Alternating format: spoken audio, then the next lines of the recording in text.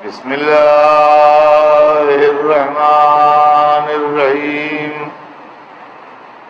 الحمد لله رب العالمين، والصلاة والسلام على سيدنا وشفيعنا أبي القاسم محمد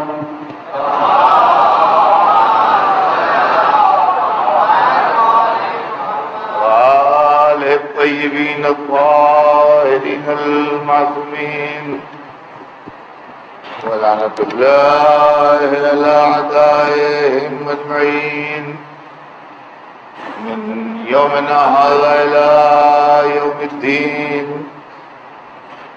أما بعد، فقد قال الله سبحانه تبارك وتعالى في كتابه المبين وهو أصدق الصادقين: لقد من الله على المؤمنين إذ بعث فيهم رسولا من أنفسهم يتلو عليهم آياته ويزكيهم ويعلمهم الكتاب والحكمة وإن كانوا من قبل لفي ضلال مبين. صلوات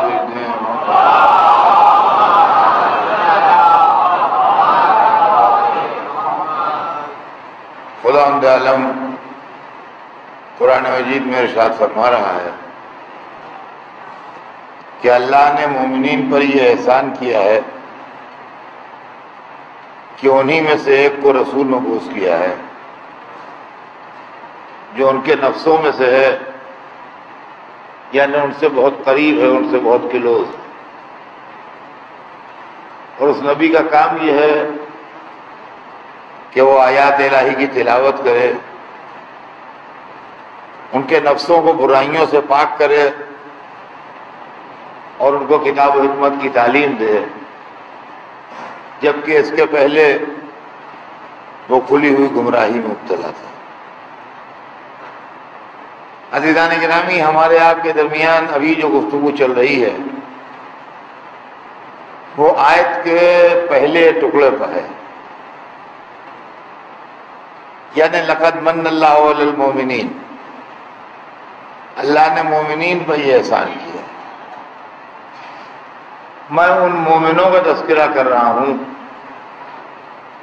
جن مومنوں کی نسل سے ہمارے رسول پیدا ہوئے، اور انہوں نے اپنی زندگی میں کیا کارنامے انجام دیے، کیا خدمتیں تھیں ان کی، اور تاریخ نے کس طریقے سے دھاندلی کر کے ان کو کافر کہا جبکہ وہ مومن تھے اور ملت ابراہیمی کے پیرو تھے. اور خالی مومن ہی نہیں تھے وہ لوگ، بلکہ وہ لوگ اولیاء اللہ میں تھے. اور یہ وہ روحانی لوگ تھے جن کو نبوت اور رسالت تو نہیں ملی تھی، یہ بات صحیح ہے، مگر ان کی روحانیت کی وجہ سے ان سے ادھر کے رابطے تھے اور ادھر کے رشتے ان سے جڑے ہوئے تھے. چنانچہ میں نے کل آپ کی خدمت میں یہ عرض کیا تھا رسول اللہ کے جد بزرگوار حضرت عبد المطلب کے تعلق سے کہ کس طریقے سے انہوں نے نوجوانی کے زمانے میں تبرکات خانہ کعبہ کی ڈسکوری کی اور چاہے زمزم کو دریافت کیا، اور اس دن سے، جس دن سے انہوں نے دریافت کیا ہے، اس دن سے آج تک، آج کی ڈیٹ تک جب میں آپ کے سامنے بول رہا ہوں، وہ کنواں، وہ چشمہ ایک لمحے کے لیے بند نہیں ہوا ہے اور اس سے پانی نکل رہا ہے. اور اس سال بھی جو حاجی آ رہے ہیں وہ زمزم کا پانی لے کے آئے، اور زمزم کا احترام اتنا زیادہ ہے کہ غیر مسلم ایئر لائنز بھی ایک کین زمزم کے پانی کا فری میں الاؤ کرتی ہیں، جس کا ویٹ وہ چارج نہیں کرتے۔ آپ معلوم کیجئے، آپ کو معلوم ہو جائے گا یہ معاملہ کہ مسلم ایئر لائنس کی بات تو جاننے دیجئے، جیسے ایئر انڈیا ہے یا دوسری ایئر لائنس ہیں جو برٹش ایئر ویز ہے، یہ ایئر لائنس بھی زمزم کا ایک کین جو ہے یہ فری میں الاؤ کرتے ہیں حاجیوں کے لیے، یہ اس کو لے کے جائیں۔ تو آج تک جو زمزم کا پانی پی رہا ہے، کم از کم اتنا تو احسان مانے عبد المطلب کا کہ ان کے طفیل میں پی رہا ہے، اس لیے کہ انہوں نے چاہے زمزم کی ڈسکوری کی تھی، اور اس وقت جو انہوں نے چاہے زمزم کی ڈسکوری کی تھی وہ آج تک ہے۔ اور مسلمان اس سال بھی جو حج بیت اللہ کے شرف سے مشرف ہو کے آ رہے ہیں، وہ اپنے ساتھ زمزم کا پانی لا رہے ہیں، اور یہ جب لاتے ہیں تو یہ لا کے اپنے گھر میں رکھ نہیں لیتے، یہ چھوٹی چھوٹی شیشیوں میں اس کو بھر کے اپنی فیملی میں، اپنے دوستوں میں، اپنے ملنے جلنے والوں میں بانٹتے ہیں، اس لیے کہ وہ پانی محترم ہے، مقدس ہے، پاکیزہ ہے، اللہ کے گھر کا پانی ہے، لہذا بطور تبرک تقسیم ہوتا ہے۔ ہمیں یہی بات بری لگتی ہے کہ جب زمزم کا تبرک بڑھتا ہے تو خوشی خوشی لے لیتے ہیں، جب محرم کا تبرک بڑھتا ہے تو اتنا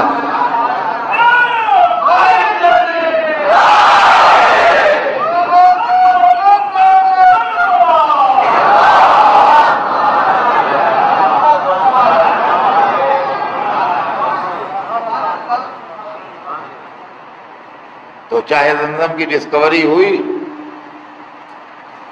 اور یہ وہی زمزم ہے جو رسول کے جد بزرگوار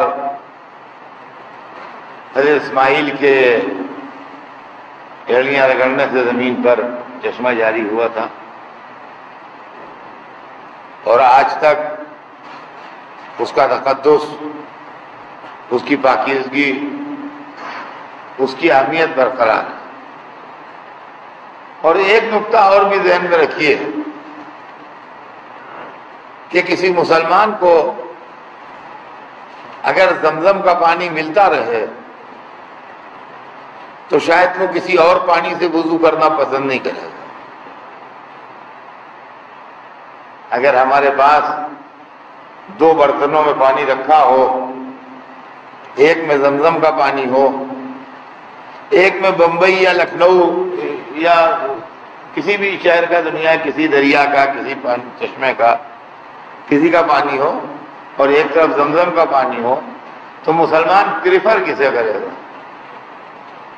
صاحب یہ پوچھنے کی بات ہے، ارے اگر زمزم کا پانی اویلیبل ہے تو پریفر تو اسی کو کریں گے، زمزم کا پانی۔ تو معلوم ہوا کہ ایک مسلمان کو جب تک زمزم کا پانی ملے گا وہ دوسرے پانی سے وضو نہ کرے گا۔ وہ یہی مسئلہ ہمارا بھی ہے کہ ہمیں جب تک کربلا کی مٹی ملے گی ہم دوسری مٹی پہ سجدہ نہ کریں۔ صلوات بھیجتے ہیں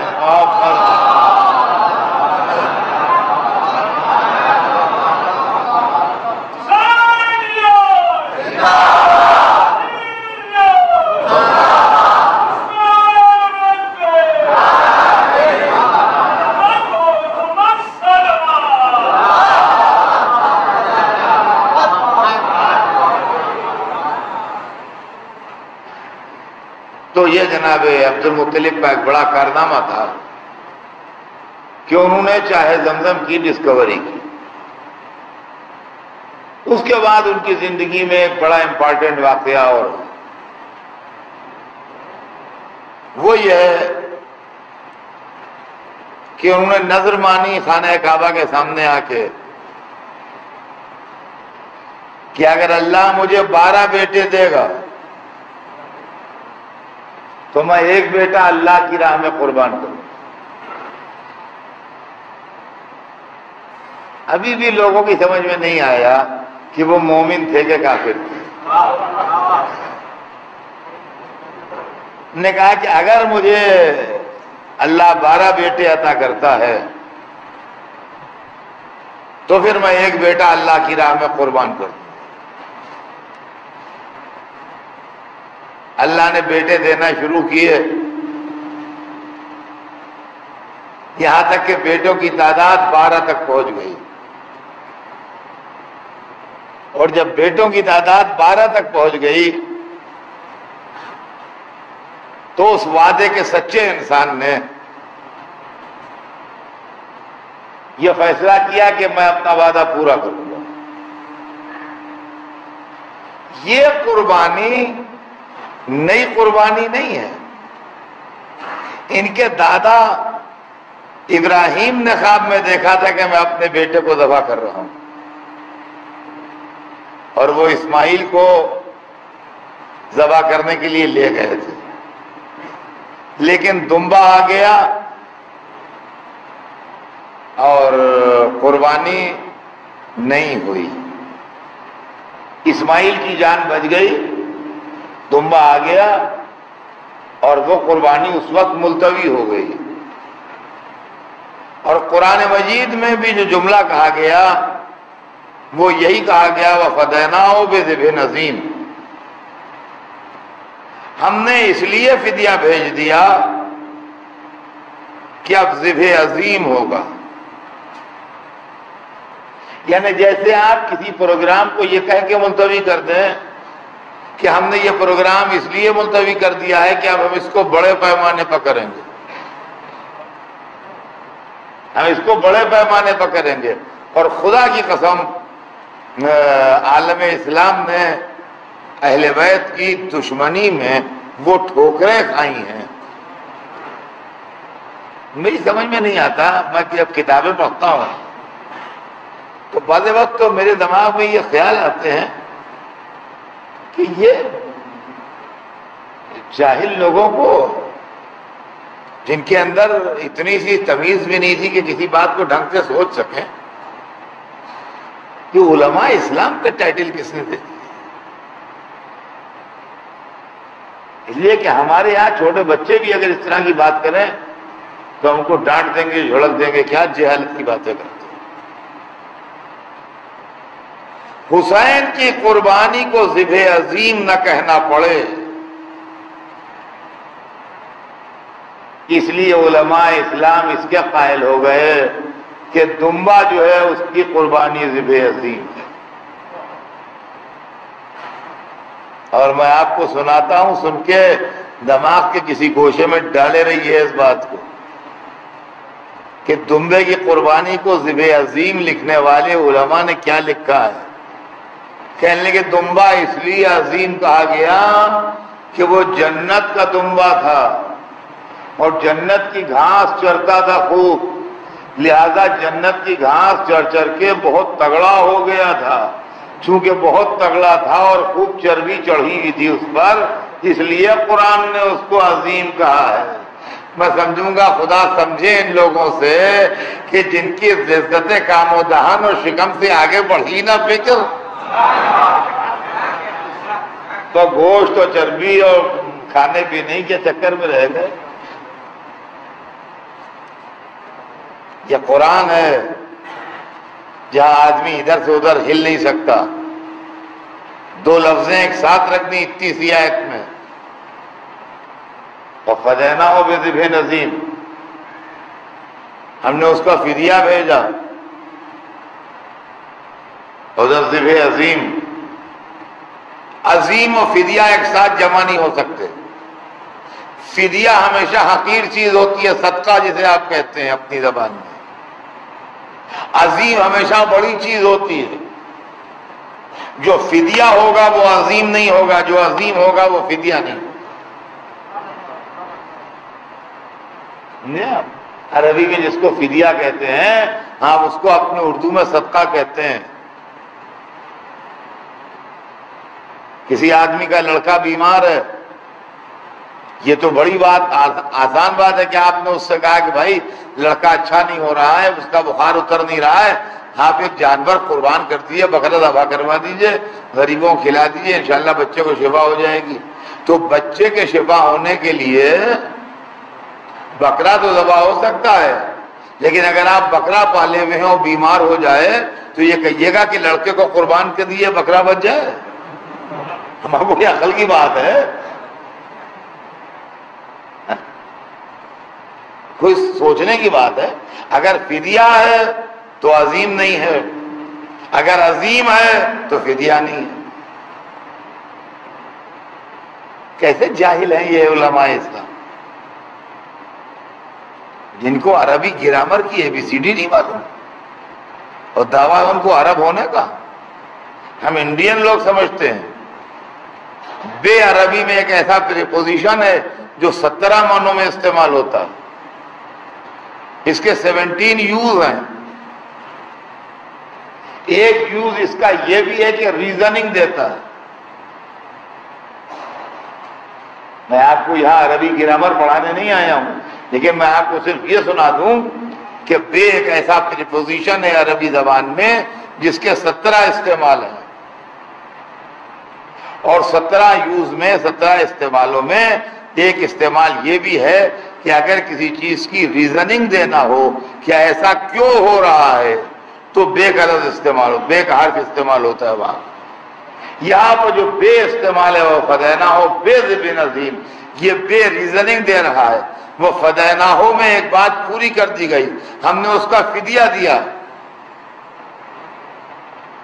کیا چیز فدیے میں آئی؟ دمبا۔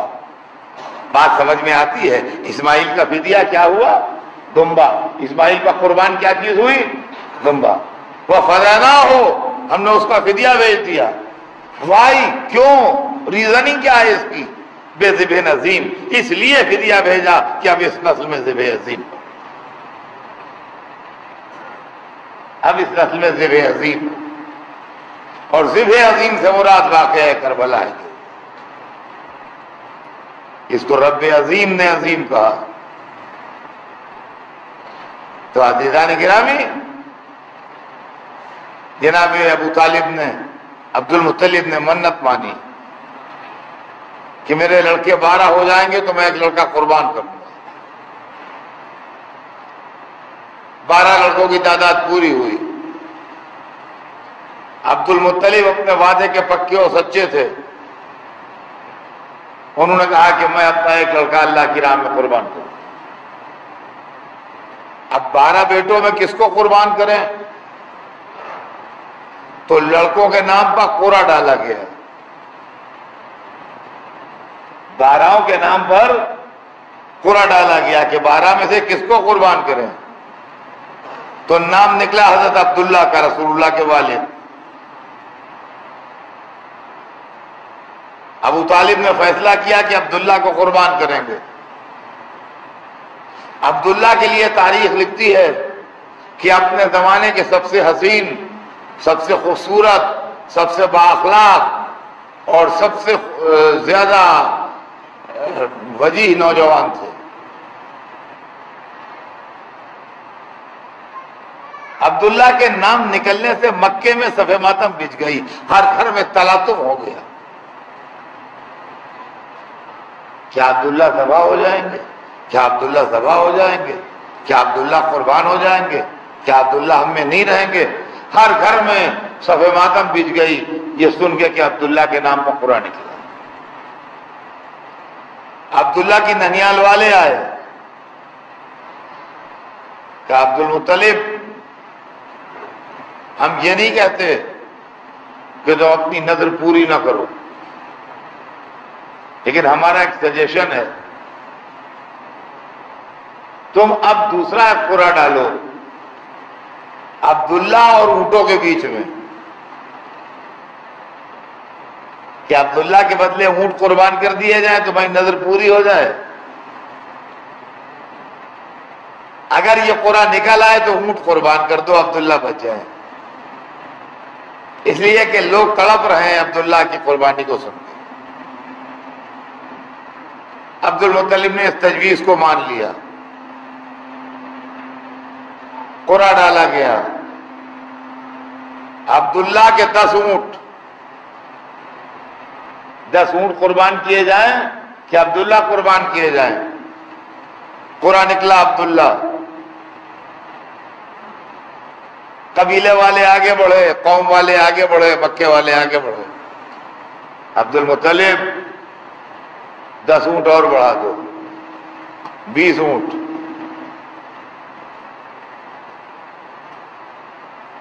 دوسرا قرآن پڑھا عبداللہ، 30 عبداللہ، 40، 10 اونٹ بڑھتے گئے، 50، یہاں تک کہ ہوتے ہوتے 90۔ اور 90 اونٹوں کے اوپر جب قرآن ڈالا گیا کہ 90 اونٹ قربان کیے جائیں کہ عبداللہ قربان کیے جائیں، قرآن نکلا عبداللہ۔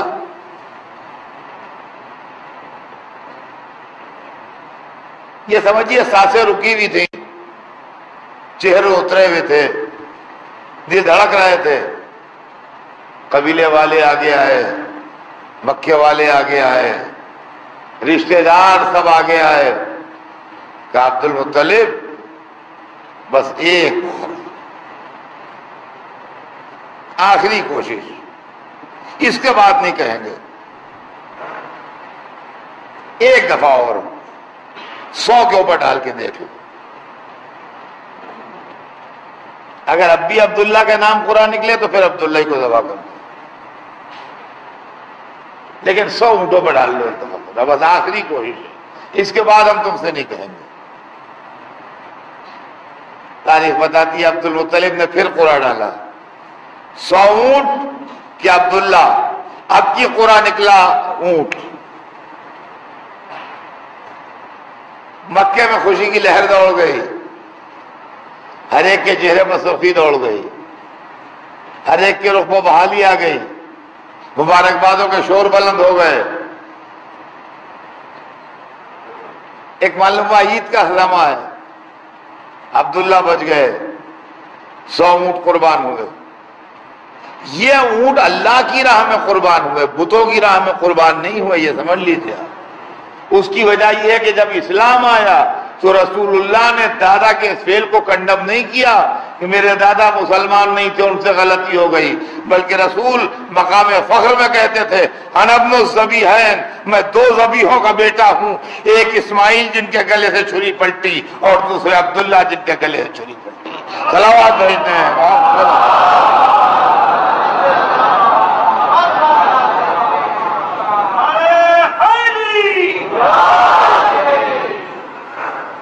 سرور کائنات مقام فخر میں اکثر فرماتے تھے انا ابن الذبیحین، میں 2 ذبیحوں کا بیٹا ہوں،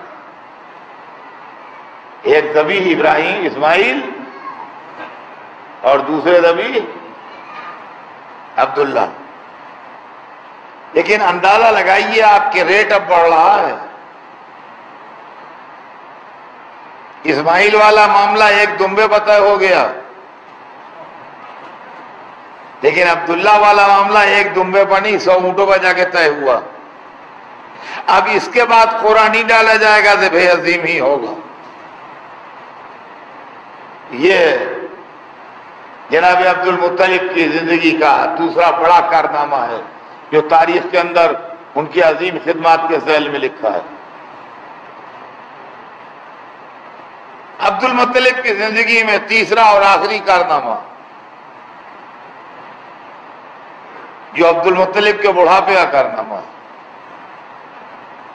جس سال حضور سرور کائنات کی ولادت باسعادت ہوئی، وہ عبد المطلب کی زندگی کا آخری بہت شاندار اور بہت بڑا کارنامہ ہے جس کا تذکرہ تاریخ میں ہے، اور اس کا سیاسی پس منظر بھی تھوڑا سا آپ لوگ سمجھ لیں گے کیا ہے۔ یہ خانہ کعبہ جو ہے اس کے اندر ایک کشش ہے، اس کے اندر ایک اٹریکشن ہے۔ یہ ایسے علاقے میں بنا ہے جہاں کا موسم سخت ہے، یا ایسے ملک میں ہے جہاں نیچرل بیوٹی نہیں ہے. جو لوگ مکے جا چکے ہیں وہ جانتے ہیں کہ سعودی عرب اور مکے کا آس پاس کا علاقہ جو ہے وہ یورپ کے طریقے سے ہرا بھرا نہیں ہے. درختوں سے ہری بھری لہلہاتی ہوئی وادیاں، خوبصورت پہاڑ، جھرنے، چشمے، جیسے یورپین کنٹریز میں یا ہندوستان میں، کشمیر میں، ہماچل پردیش میں ٹھکانوں پر آپ دیکھیں گے، اور انڈیا میں بہت سے ٹھکانے. ایسا مکہ نہیں. کعبہ جو عمارت ہے اس کی عمارت میں بھی کوئی عمارت کے حساب سے بیوٹی نہیں ہے. جیسے تاج محل ہے تو اس کو دیکھنے ساری دنیا سے لوگ آتے ہیں، وہ دیکھ کے حیران رہ جاتے ہیں اس کو کہہ رہے. یا ایجپشین پیرامڈس ہیں، ان کو دیکھ کے آدمی حیرت کی تصویر بن جاتا ہے.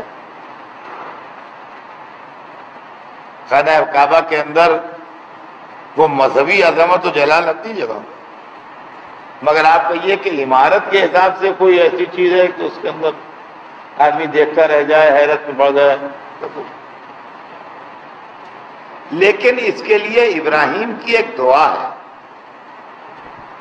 اور وہ یہ ہے کہ وَجَعَلْ أَفْئِدَةً مِّنَ النَّاسِ تَهْوِي إِلَيْهِمْ. انسانوں میں سے کچھ لوگوں کے دلوں کو ان لوگوں کی طرح موڑ دے. تو چاروں طرف سے دنیا کا انسان کھینچ کے کعبے کی طرف آتا ہے. اور یہ آج سے نہیں ہے، یہ رسول اللہ کے پہلے سے ہے، پری اسلامک ٹائم سے. چنانچہ یہ جگہ جو تھی یہ عرب کا بزنس سینٹر تھا، اور سال میں یہاں 2 پروگرام ہوتے تھے. ایک حج ہوتا تھا اور ایک عمرہ ہوتا تھا. حج اسی زمانے میں ہوتا تھا جس زمانے میں حج ہوتا ہے، وہی ڈیٹس تھی. عمرہ رجب کے مہینے میں ہوتا تھا، اسپیشل عمرہ. چھوٹا بازار رجب میں لگتا تھا اور بڑا بازار اس میں لگتا تھا، ذی الحجہ میں.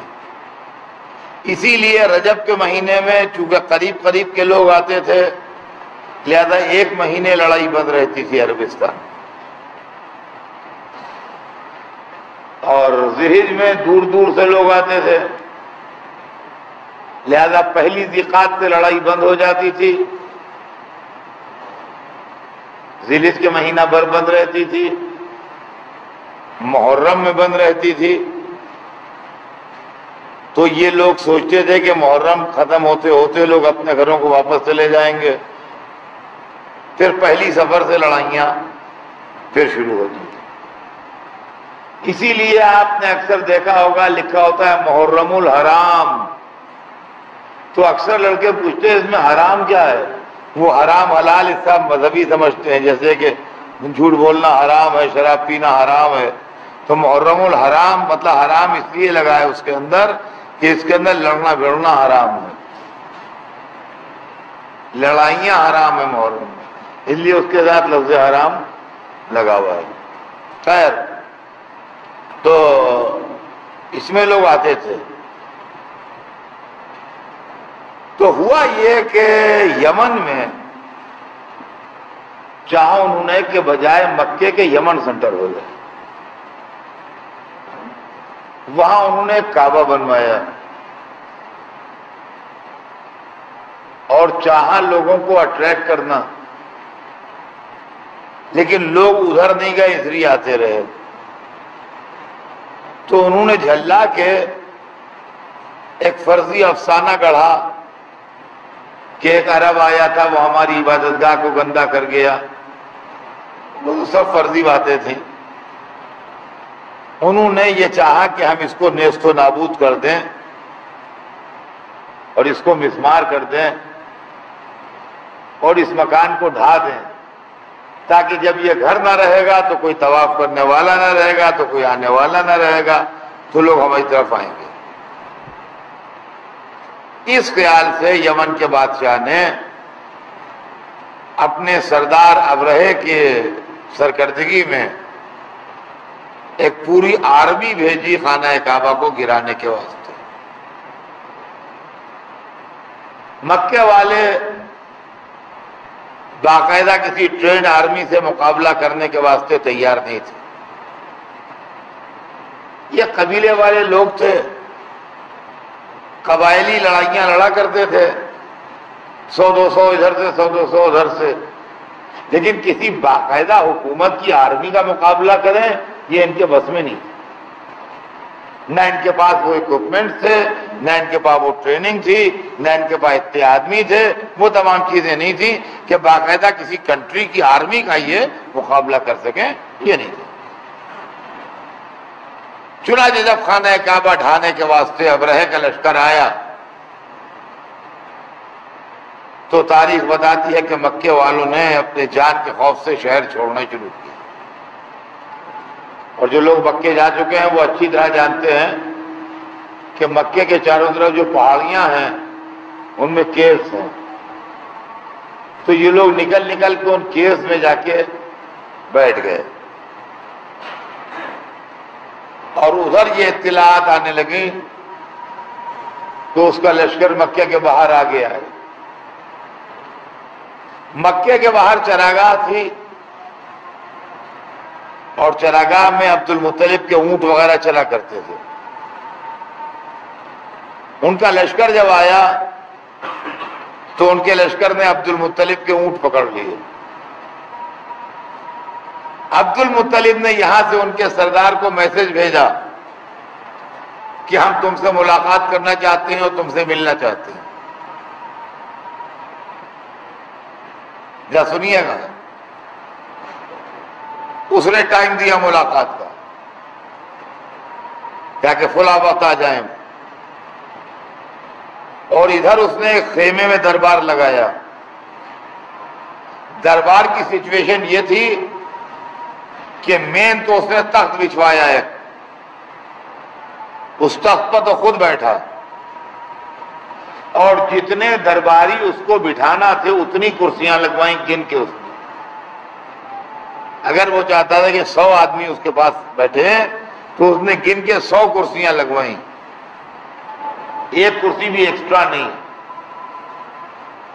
اور اس نے کہا کہ سب لوگ اپنی اپنی کرسیوں پر آن کے بیٹھ جانا، اور جب قریش کا سردار آئے تو خبردار کوئی اس کی تعظیم کو نہ اٹھے اور کوئی اپنی کرسی نہ چھوڑے۔ وہ اس تخت کے سامنے کھڑے کھڑے بات کرے گا مجھ سے، اور میں اس سے بات کروں گا۔ کوئی آدمی اپنی کرسی نہ چھوڑے، وہاں کرسی ایکسٹرا تھی نہیں، وہ خود تخت پہ بیٹھا ہوا ہے۔ یہ سارا انتظام کرنے کے بعد اس نے حضرت عبد المطلب کو ٹائم دیا کہ آپ آئیے۔ عبد المطلب چونکہ اللہ کی طرف سے ان کو ایک جلالت و ہیبت ملی تھی، جیسے ہی اس کے خیمے میں داخل ہوئے سب سے پہلا شخص جو تعظیم کو اٹھا وہ خود تھا۔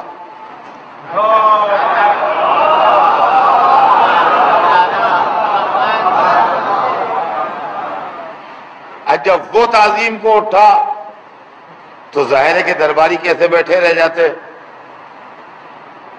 درباری بھی سب تعظیم کے لیے کھڑے ہو گئے۔ وہاں ایکسٹرا کرسی تھی نہیں، اب یہ بیٹھے گا نے دیا کہ وہی تخت جو بچھا ہوا تھا اس کے لیے اسی پر وہ ایک طرف کھسکا، کہا یہ تشریف لائیے۔ تو اب صورتحال یہ تھی کہ ادھر سب درباری بیٹھے ہیں اور ایک تخت پر 2 آدمی بیٹھ کے باتیں کر رہے ہیں، ایک ان کا سردار ہے اور ایک عبد المطلب۔ یہ اسی سال کا واقعہ ہے جس سال حضور سرور کائنات کی ولادت باسعادت ہوئی۔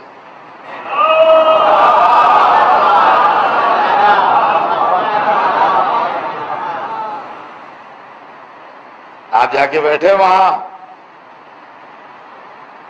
اور جانے کے بعد اس نے کہا کیسے تشریف لائے، کیا بات ہے؟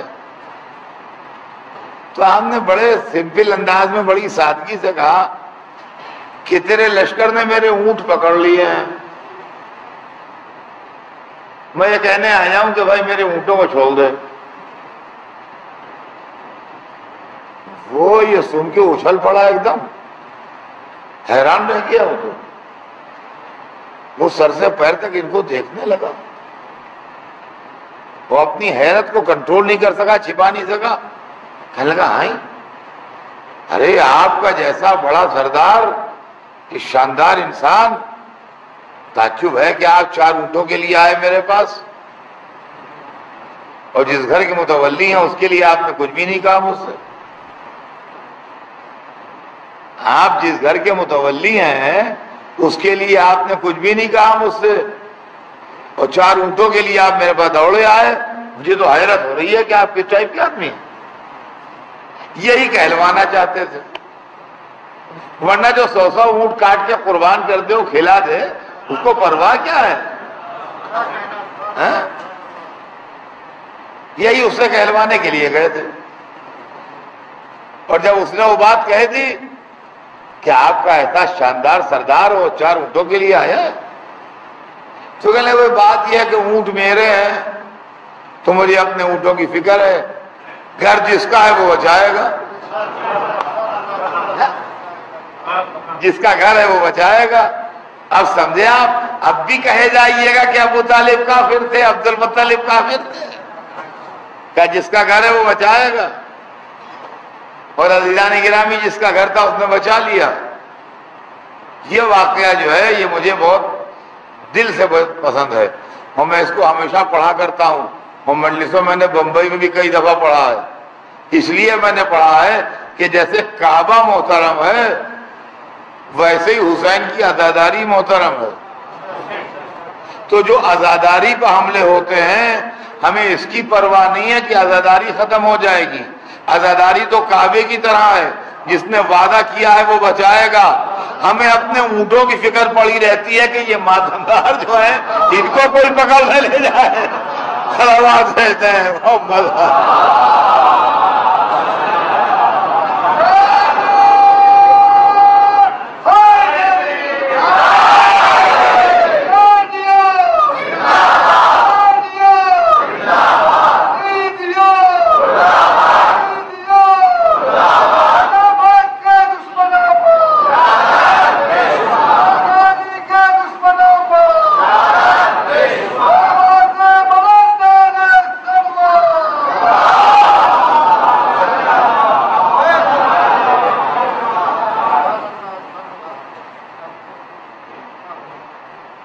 گفتگو یہاں پر تمام ہو گئی۔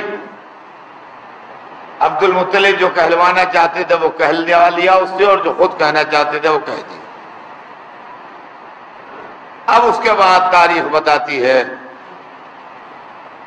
کہ وہ رات آئی جس کے سویرے کعبے پر حملہ ہونے والا تھا۔ قرارداد کے مطابق، اس کی اسکیم کے مطابق وہ رات آئی جس کے سویرے کعبے پر ہاتھیوں کا حملہ ہونے والا تھا۔ جو لوگ مکے گئے ہیں وہ جانتے ہیں کہ مکہ جو ہے وہ ویلی ہے، یعنی چاروں طرف اونچے اونچے پہاڑ ہیں اور بیچ میں خانہ کعبہ ہے نیچے۔ آج پہاڑوں کو کاٹ کاٹ کے عمارتیں بن گئی ہیں، اونچی اونچی بلڈنگیں بن گئی ہیں۔ آپ دماغ سے ان بلڈنگوں کو ہٹائیے تو آپ دیکھیں گے پہاڑیاں ہیں اور نیچے آبادی ہے اور خانہ کعبہ۔ وہ رات جب آئی تو تاریخ بتاتی ہے کہ لوگ اپنا سارا سامان لے کے مکے سے باہر چلے گئے، یہاں تک کہ جو پیٹس تھے، پالو جانور، وہ بھی لوگ لے گئے۔ کسی کے اگر طوطا پلا ہوا ہے تو اپنا طوطا لے گیا، کسی کو مرغیاں پلی ہیں تو اپنی مرغیاں لے گیا، کسی کو بکری پلی ہے تو اپنی بکری لے کے چلا گیا۔ مطلب یہ ہے کہ چھوٹے چھوٹے بلی ہے تو بلی لے گیا اپنی۔ یہ وہاں پر کوئی تھا ہی نہیں۔ اور اس رات جس کو سویرے کعبے پر ہاتھیوں کا حملہ ہونے والا تھا، مکے شہر میں صرف سانس لینے والے 2 آدمی تھے، ایک عبد المطلب عرب کا بوڑھا سردار، اور دوسرے اس کا جوان بیٹا ابو طالب۔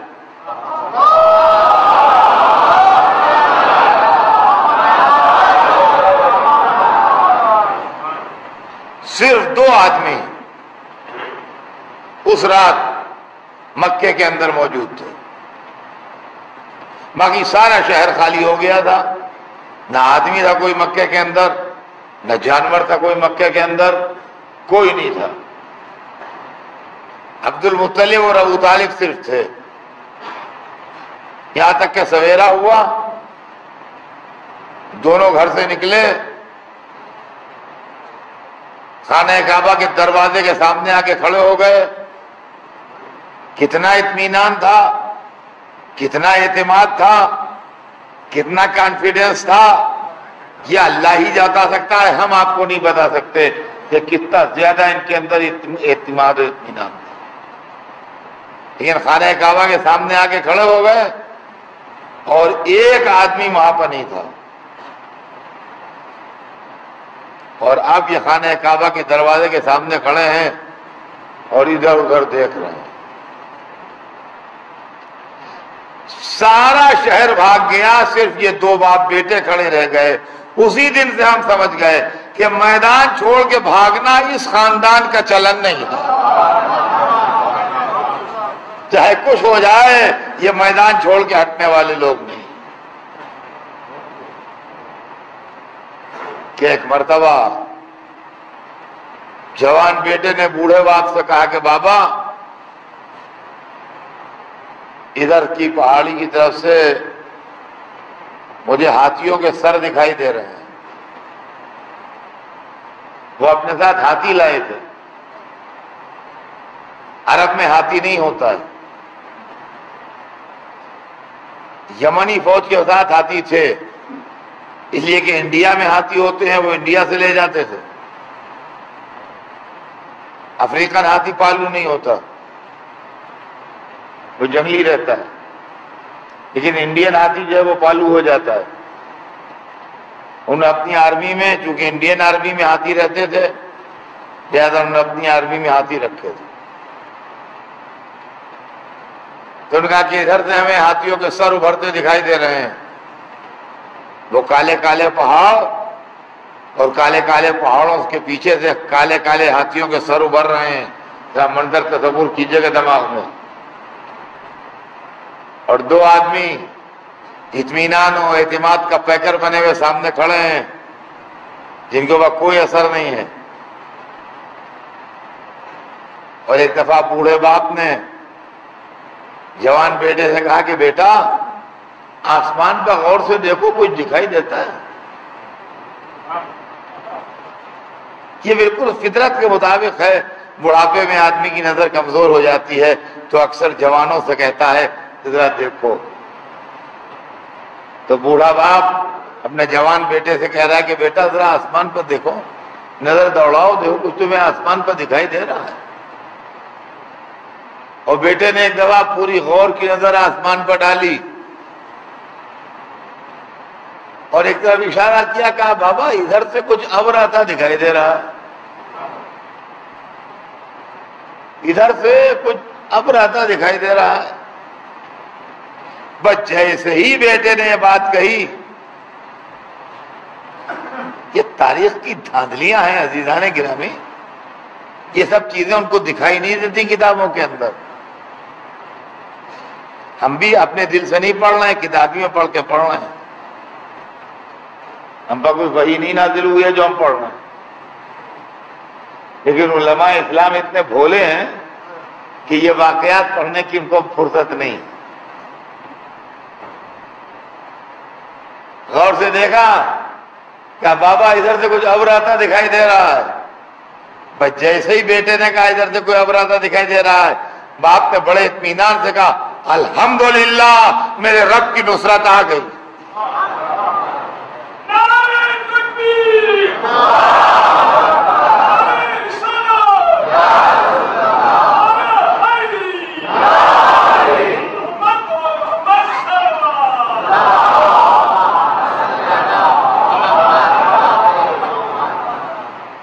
کہ الحمدللہ میرے رب کی نصرت آ گئی. اور یہ کہتے کہتے ایک دفعہ وہ ابر جو تھا، جو دور سے بیٹے کو ابر دکھائی دے رہا تھا، وہ ابر نہیں تھا، وہ چونکہ دور تھا ذرا، لہذا وہ دور سے کالا ابر سمجھ میں آ رہا تھا. جیسے وہ قریب آیا، اس ابر نے ڈائیو ماری تو معلوم ہوا وہ ابر نہیں ہے، وہ ابابیلیں ہیں، وہ ابابیلیں ہیں. اور قرآن مجید نے اس کی تصویر کشی کی ہے. اب میں اس کے لیے آپ کو کیا سناؤں؟ آپ قرآن مجید کے اندر سورہ پڑھ لیجیے. الم تری کیف فعل ربک باصحاب الفیل. کیا تم نے نہیں دیکھا کہ تمہارے رب نے ہاتھی والوں کے ساتھ کیا سلوک کیا؟ قرآن مجید میں سورہ موجود ہے، اٹھا کے پڑھ لیجیے. کیا تم نے نہیں دیکھا کہ تمہارے پروردگار نے ہاتھی والوں کے ساتھ کیا سلوک کیا؟ علم یجل کہدہم فی تضلیل.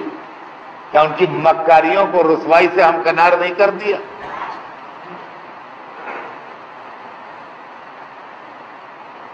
اور حبابی نے اپنے پنجوں میں اور چوچ میں اٹکریاں لیے، زیادہ طاقت استعمال نہیں کی گئی. جس کے سر پہ اٹکری گری بس توڑتی بھی نکلتی چلی گئی. ایک ہی اٹکری میں ہاتھی بھی اور سوار بھی دونوں ختم. اب پوزیشن کیا ہو گئی؟ فجعلہم کعصف ماکول. ایسے ہو گئے جیسے چبایا ہوا بھوسا. یہ بلاغت قرآن ہے. بھوسا تو خود ہی بھوسا ہوتا ہے، لیکن چبایا ہوا بھوسا کہہ کے اس کو اور زیادہ اس کی بربادی کی طرف اشارہ کر دیا. وہ ایسے ہو گئے جیسے چبایا ہوا بھوسا. یہ خانہ کعبہ کو پروٹیکٹ کیا ہے اللہ نے، لیکن یہ ابو طالب کے، عبد المطلب کے بڑھاپے کا کرنا ہے. بات اب کل آگے بڑھے گی. مجھے اپنے بیان کے دوسرے حصے کی طرف بھی آنا ہے. تو ابھی پہلے ہی ٹکڑا چل رہا ہے، لیکن بہرحال بات کل آگے بڑھے گی. آج تو مجھے صرف اتنا عرض کرنا ہے کہ ایک نقطہ ہمیشہ ذہن میں رکھیے گا، اور تاریخ جب پڑھیے آنکھیں کھول کے پڑھیے، آنکھیں بند کر کے نہ پڑھیے.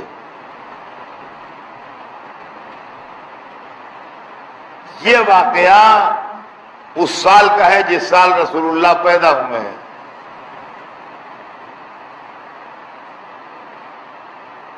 سورہ فیل مکے میں نازل ہوا ہے،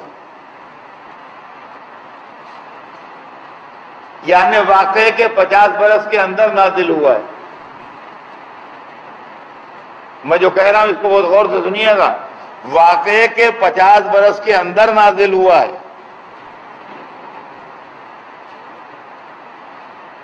پچاس برس کا فاصلہ اور ڈسٹینس بہت نہیں ہوتا.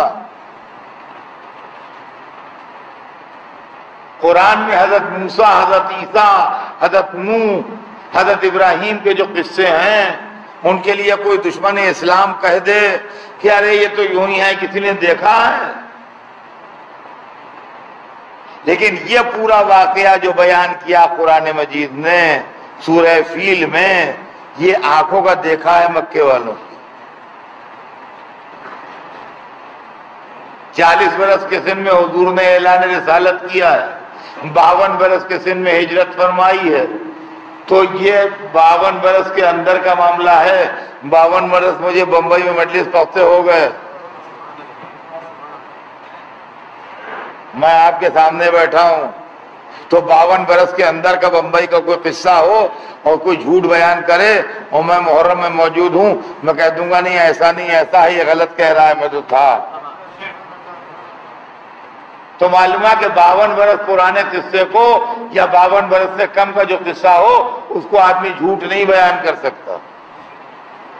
تو کعبے پر جو ہاتھیوں کا حملہ ہوا اور جو ان پر پتھر برسے اور جو وہ چبایا ہوا بھوسا ہو گئے، یہ وہ کہانی نہیں ہے 400 برس پہلے کی، 1000 برس پہلے کی، 5000 برس پہلے کی کہ کس نے دیکھا ہے۔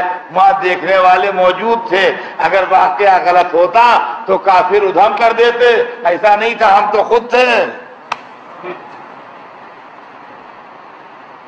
تو جس سال رسول اللہ پیدا ہوئے اس سال کعبے پر جب ہاتھیوں کا حملہ ہوا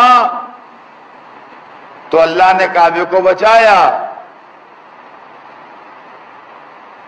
اور رسول اللہ کے دنیا سے جانے کے 52ویں برس، رسول اللہ کے دنیا سے جانے کے 52ویں برس جب یزید کی فوج نے حملہ کیا تو اللہ نے ابابیلوں کا لشکر نہیں بھیجا۔ اب غور طلب بات یہ ہے کہ ایک ہی کعبہ ہے اور ایک ہی اللہ ہے۔ جب ابرہے کا لشکر گرانے آ رہا ہے کعبہ تو اللہ مدد کے لیے بھیج رہا ہے لشکر، اور جب یزید کا لشکر گرانے آ رہا ہے تو مدد کو نہیں بھیجتا۔ جو لوگ کہتے ہیں کہ اسماعیل کے لیے فدیہ آ گیا، حسین پیارے ہوتے تو فدیہ نہ آ جاتا، میں کہتا ہوں وہاں تو دو الگ الگ شخصیتیں ہیں، کعبہ تو وہی ہے۔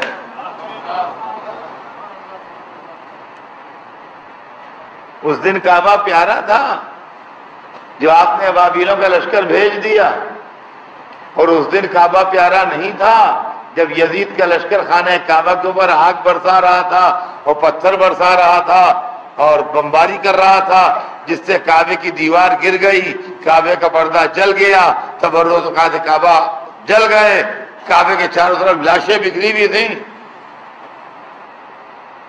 عزیزان گرامی، اگر اس وقت کعبہ گر جاتا تو اسلام آیا نہیں تھا، رسول نے اعلان رسالت کیا نہیں تھا، دین کو نقصان پہنچ جاتا، لہذا کعبے کو بچایا گیا۔ اگر اس وقت کعبے کے لیے لشکر بھیج دیا جاتا تو ظالم کا چہرہ بے نقاب نہ ہوتا، لہذا کوئی مدد کے لیے لشکر نہیں بھیجا۔ معلوم اللہ کی پالیسی اپنے دین کی حفاظت ہوتی ہے، اگر جان دے کے دین کی حفاظت ہو تو جان دے کے کی جائے گی، اگر جان بچا کے دین کی حفاظت ہو تو جان بچا کے کی جائے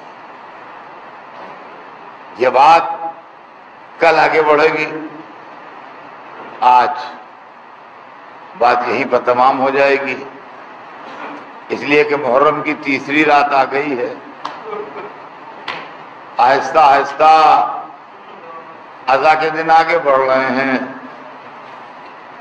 آج حسین کا قافلہ کربلا پہنچ گیا، چلتے چلتے گھوڑا رکا، امام نے دوسرا گھوڑا بدلا، تیسرا گھوڑا بدلا، کہتے ہیں 6 گھوڑے بدلے۔ کسی شاعر نے خوب کہا ہے کہ 6 گھوڑے بدلے دوش نبی کے سوار نے، لیکن قدم بڑھایا نہ ایک راہوار نے۔ پوچھا اس کا نام کیا ہے؟ کسی نے کہا اس کو غازریہ کہتے ہیں، کہا اور بھی کوئی نام ہے؟ کہا نینوا بھی کہتے ہیں، کہا اور بھی کوئی نام ہے؟ کہاں شت فرات بھی بعض لوگ کہتے ہیں، کہا اور بھی کوئی نام ہے؟ کسی نے کہا مولا اس کو کربلا بھی کہتے ہیں۔ گھوڑے سے اتر پڑے، جو کہ ایک مٹھی خاک اٹھائی، اس کو دیکھا اور سونگا، اور اس کے بعد جیب سے مٹھی خاک کی نکالی، دونوں مٹیوں کا رنگ ملایا،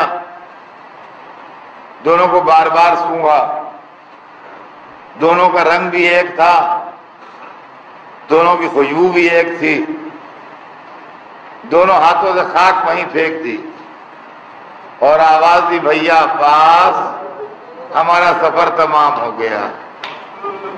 بھیا عباس یہیں ہمارا خون بہایا جائے گا، یہیں ہمارے بچے ذبح کیے جائیں گے، یہیں ہماری حتیٰ کی حرمت کی جائے گی۔ حسین مصائب کربلا بیان کر رہے ہیں، چاہنے والے جمع ہیں، پتہ نہیں سیدانیوں تک بھی آواز پہنچ رہی ہے کہ نہیں، لیکن خیمے وہاں کے اوپر لگا دیے گئے۔ حضرت عباس نے چاہا کہ خیمے دریائے کنارے لگیں، اس لیے کہ جنگی نقطہ نظر سے وہ جگہ بہتر تھی، لیکن دشمن نے کہا ہم یہاں خیمے نہیں لگنے دیں گے۔ حسین نے یہ نہیں چاہا کہ خیمے کی جگہ کے ایشو پر تلوار چل جائے، جو بعد میں تاریخ لکھے کہ فوجی بھی جاہل تھے اور حسین کے بھائی کو بھی غصہ آ گیا تھا، اس لیے تلوار چل گئی۔ وہ تلوار جو حق و صداقت کے لیے چلنے والی ہے، وہ تلوار جو دین کی زندگی کے لیے چلنے والی ہے، وہ خیموں کی جگہ کے لیے نہیں چلے گی۔ حسین نے کہا بھیا عباس خیمے ہٹا دو۔ جلتی ریتی پر خیمے برپا کیے گئے، دریا سے دور خیمے برپا کیے گئے، لیکن آج کربلا آباد ہو گئی۔ زمین کربلا پر حسین پہنچ گئے، وعدگاہ پر پہنچ گئے، کربلا آباد ہو گئی۔ روایت میں ہے کہ یہ مٹی حسین کے گھر میں ہمیشہ سے تھی۔ جب چلنے لگے تھے تو جناب ام سلمہ کے پاس آئے تھے ملنے کے لیے، تو بیوی نے پوچھا تھا بیٹا حسین کہاں جا رہے ہو؟ تو کہا تھا نانی جان عراق کی طرف جا رہا ہوں۔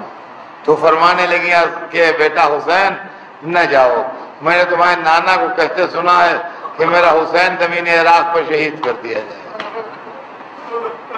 سر جھکایا، کہا سوچئے نانی جان، جب میرے نانا نے فرما دیا تو کیا میرے نانا کے فرمائے کے خلاف بھی ہو سکتا ہے؟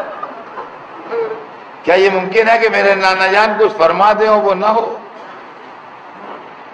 بی بی ام سلمہ رونے لگی، کہا بیٹا تمہارے نانا مجھے تمہارے قبر کی خاک دے گئے۔